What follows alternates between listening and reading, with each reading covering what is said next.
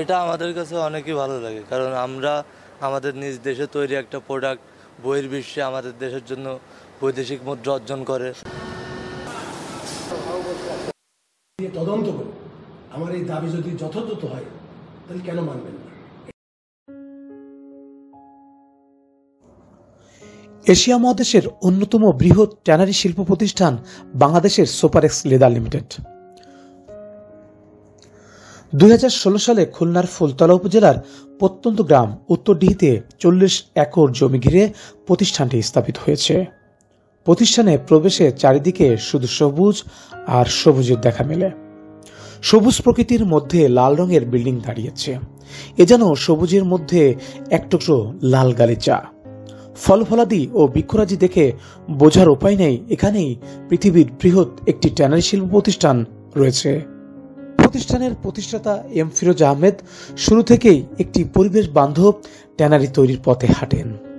শুরু থেকে এ খাতে তিনি বিনিয়োগ করেন প্রায় 700 কোটি টাকা। বৃহৎ এই ট্যানারি শিল্প প্রতিষ্ঠান শুধু বাংলাদেশ নয়, পুরো এশিয়া মহাদেশের মধ্যে একটি মডেল ট্যানারি শিল্প।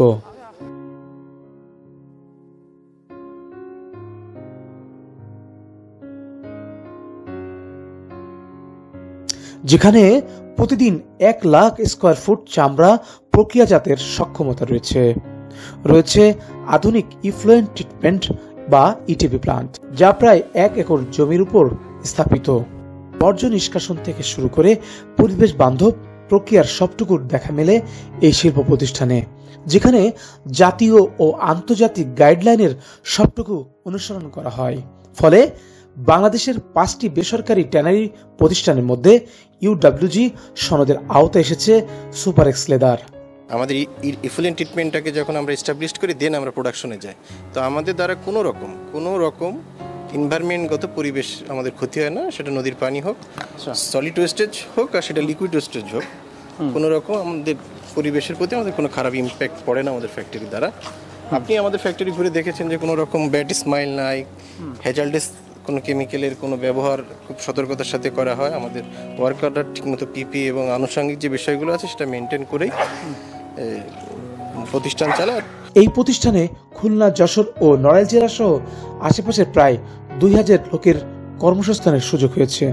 আমাদের কাছে অনেকই ভালো লাগে, কারণ আমরা আমাদের নিজ দেশে তৈরি একটা প্রোডাক্ট বহির্বিশ্বে আমাদের দেশের জন্য বৈদেশিক মুদ্রা অর্জন করে সুনাম বয়ে আনবে। হ্যাঁ, আর আমরা নিজেরা কাজ করে আমরা নিজেরা গর্ববোধ মনে করি। দেশের অর্থনীতিতে নীরবে ভূমিকা পালন করছে সুপারএক্স লেদার, কারণ প্রতিষ্ঠানটি পুরোদমে কার্যক্রম শুরু করতে পারলে প্রতি মাসে প্রায় $45 লক্ষ বৈদেশিক মুদ্রা অর্জন করতে পারবে।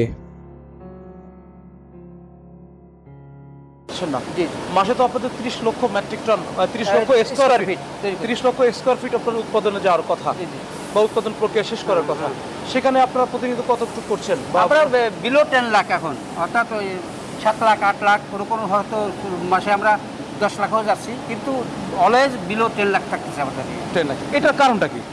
কারণ হচ্ছে আমাদের সবচেয়ে বড় সমস্যা হচ্ছে আমাদের ওয়ার্কিং ক্যাপিটালের চলতি মূলধন, এটা অভাব, এবং এর জন্য আমরা ঠিকমতো কেমিক্যাল যে ইম্পোর্ট না করতে পারি, অনেক কেমিক্যাল যে পরিমাণ চামড়ার দাম আর কি, কেমিক্যাল দাম তার সমমানের, অত কোনো ক্ষেত্রে আরও বেশি, ওইটা আমরা আসলে রপ্তানি করতে পারতেছি না।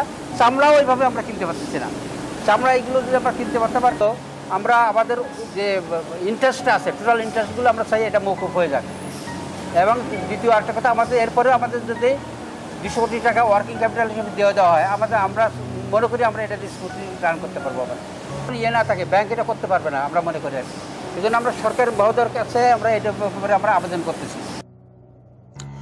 গৌরব ও সম্ভাবনার এত আশার আলো থাকলেও আলোটি এখন নিভে যেতে বসেছে, কারণ অর্থনৈতিক সংকট, ব্যাংক ঋণের সুদের বোঝা ও তারল্যের সংকট থাকার কারণে শিল্প প্রতিষ্ঠানটি এখন নিভু চলছে।